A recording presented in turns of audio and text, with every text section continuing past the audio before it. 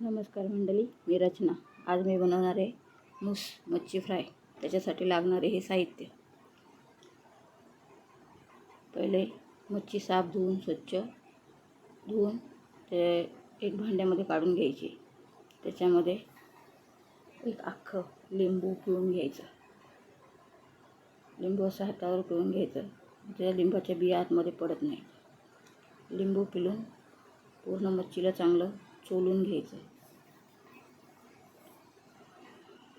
मच्छीला चोळून घेतल्यानंतर त्याच्यामध्ये हळद, 1-1.5 चमचा हळद घेतली मी, 1 चमचा मालवणी मसाला आणि 1-1.5 चमचा आगरी मसाला आणि मीठ घालून चांगलं मिक्स करून घ्यायचं. मच्छीला चांगला मसाला मिक्स झाल्यावरती त्याच्यामध्ये कोथिंबीर बारीक चिरून ती त्याच्यामध्ये घालायची आणि 5 मिनटं मच्छी मुरत ठेवायची. आणि मग वर लावण्यासाठी आपण पीठ तयार करू. त्याच्यासाठी मी घेतले तांदळाचं पीठ, 2 चमचे बेसन, 1 चमचा हळद आणि 1 चमचा लाल तिखट आणि चवीनुसार मीठ. ते सगळं मिक्स करून घेतलं. तवा गरम करून त्याच्यावर तेल घातलं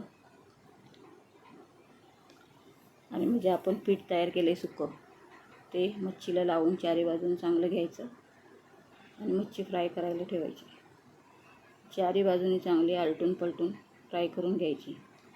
बेसनमुळं आपण लावलेला मसाला निघत नाही आणि मच्छी चांगली कुरकुरीत होते आणि चवीला पण छान लागते.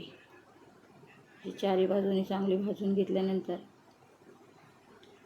मग ती आपण काढून घ्यायची. अशी मच्छी बनवून बघा, खूप छान लागते. आवडली तर लाईक शेअर करा आणि चॅनलवर नवीन असलात तर सबस्क्राईब करा.